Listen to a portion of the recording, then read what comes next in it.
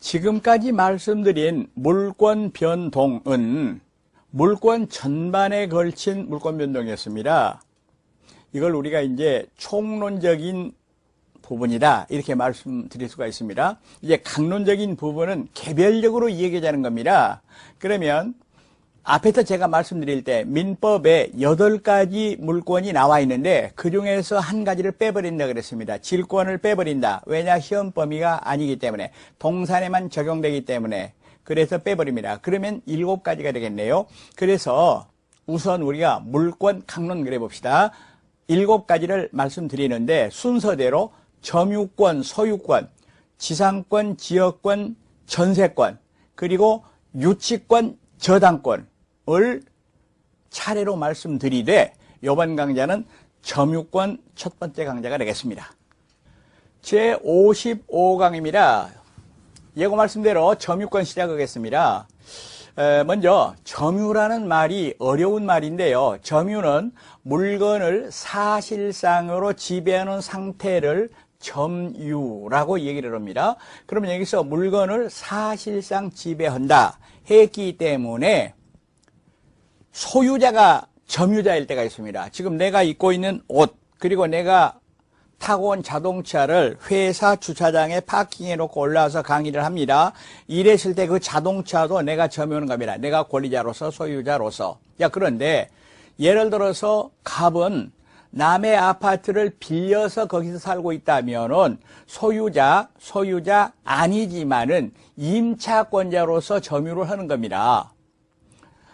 그리고 더 나가서 지상권자도 점유를 합니다. 그런데 어떤 사람은 예컨대 을은 남의 물건을 도둑질해 가지고 남의 카메라를 도둑질해 가지고 목에 걸고 차고 다니면서 목에 걸고 차고 다니는 게 점유 상태입니다. 그러면서 자기 것처럼 경치를 촬영하고 사용을 합니다. 그 사람도 점유자입니다. 그럼 여기서 사실상 점유라는 거는 정당한 권리가 있건 없든 따지지 않고 사실상으로 지배한다 라는 얘기가 되겠습니다. 그럼 거기는 두 가지가 있네요.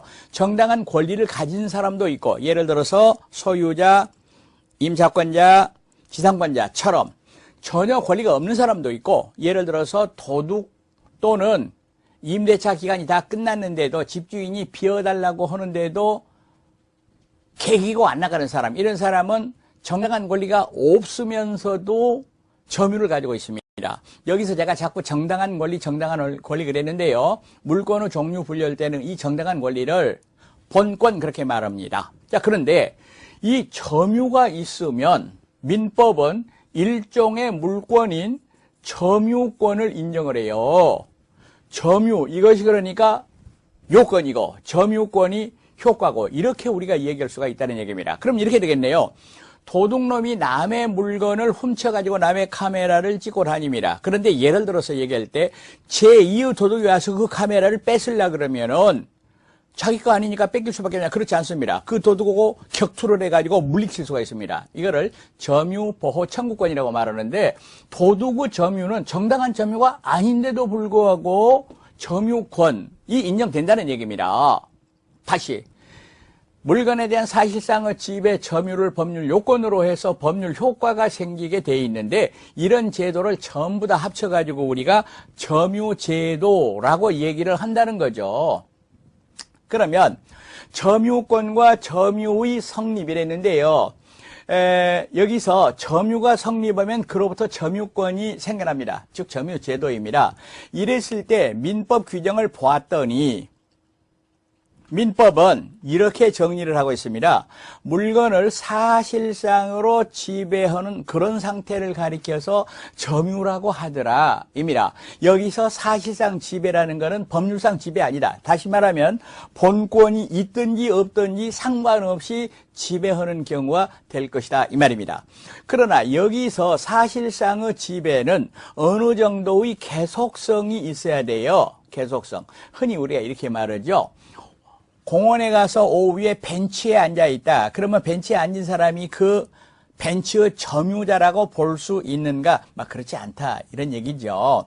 자, 그런데 사실상의 지배, 이게 어느 정도 계속성 있는가에 대하여 뭐 우리가 더 들어갈 필요는 없습니다만은 판례 하나를 우리가 얘기할 필요가 있습니다. 타인의 토지 위에 건물을 소유한 자는 그 토지의 점유자이다. 요 판례는 꼭 알으셔야 됩니다. 그러면 예를 들어서 갑의 땅이 있는데 을이 예를 들어서 임차권이나 지상권 없이 건물을 이렇게 지어가지고 있었다. 그 연유는 알 수가 없죠.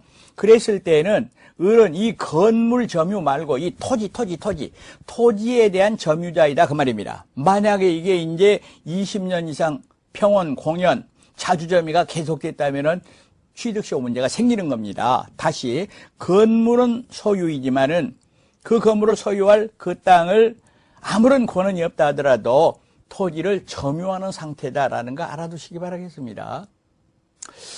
다음으로 점유권과 점유할 권리는 다른 것이다. 그러면 예를 들어서 도둑은 점유권이 있어요. 그러나 점유할 권리는 없다 하는 거 우리가 금방 이해하실 수가 있을 겁니다. 그러면 카메라를 잃어버린 사람은 점유권은 없어. 그러나 점유할 권리는 있어. 여기서 점유할 권리를 제가 본권 이렇게 얘기한다 그랬습니다. 그리고 점유가 성립하기 위한 요건으로는 점유 설정 의사가 필요하다라고 말을 합니다. 그러나 여기서 점유 설정 의사는 의사 표시에서 말하는 효과 의사하고는 다릅니다. 따라서 어린 아이나 예를 들어서 말하면은 제한 능력자, 예를 들어서 말하면 피성년 후견인, 피한정 후견인 이런 사람도 훌륭하게 점유를 가질 수 있습니다. 예를 들어서 어린아이가 자기 장난감을 가지고 놀고 있다. 그거는 점유가 성립합니다. 의사표시는 아니지만은 불완전하지만은 점유 설정 의사. 따라서 우리는 점유 설정 의사를 자연적 의사라고 얘기를 합니다. 여러분, 사실상의 집에 이 판례 하나를 찍어두고 여기에 너무 깊이 들어갈 필요는 없다 할 것입니다. 다음으로 점유 관념화라는 게 있습니다. 그러면 이게 무슨 얘기인 거니까 물건을 사실상으로 지배하는 사람은 소유자든 임차인이든 더 나아가서 도둑이든 모두가 다 점유자인데 사실상의 지배가 있으면서도 점유자 아닌 경우가 있고 사실상의 지배가 없으면서도 점유인 경우가 있습니다. 그러니까 점유가 관념화됐다 이거를 말합니다. 그럼 먼저 실력 행사는 있으나 점유가 인정되지 않는 경우가 있습니다. 이걸 가리켜서 우리는 점유자라고 말하지 않고 점유 보조자라고 얘기를 합니다. 간단하게 한번 그림을 그려보겠습니다. 여기에 어떤 주인이 있습니다. 안방 마님이 있습니다. 그런데 여기에 예를 들어서 운전기사가 있다 그럽시다. 운전기사. 부잣집인가 봐요. 그러면 여기서 자동차를 말이죠. 실질적으로 운전하고 또 세차하고 이런 거는 운전기사가 합니다. 그러나 잘 들으세요. 이때 점유자는 갑뿐이고 운전기사는 점유자가 아닙니다. 그럼 이 사람을 뭐라고 부르느냐? 점유보조자라고 부릅니다. 그러면 이거를 일반 명제로 얘기를 해보면 민법 규정 그대로 얘기를 해보면은 타인의 지시를 받아서 물건을 사실상으로 지배하고 있는 자가 있을 때에는 그 타인만, 이 타인은 갑을 말합니다. 타인만 점유자라고 말을 합니다. 그러면 운전기사는 원칙적으로 점유자가 아니기 때문에, 점유가 없기 때문에 점유권이 인정되지 않습니다. 점유자가 아니라 그 말은 점유권이 없다는 얘기입니다. 그런데 확실하게 해둘 것이 하나가 있어요. 자력 부재권은 인정이 되더라 입니다. 즉 운전기사가 점유자가 아니라 하더라도 다른 사람이 와서 도둑질을 해가려고 그런다, 차를 부시려고 그런다 이랬을 때는 격투를 한다, 자력 부재할 수 있다 그 말입니다. 그런데 여기서 법인의 기관의 직무상 점유는 점유 보조자가 아니다. 다시 말하면 점유다 그 말입니다. 여기서 법인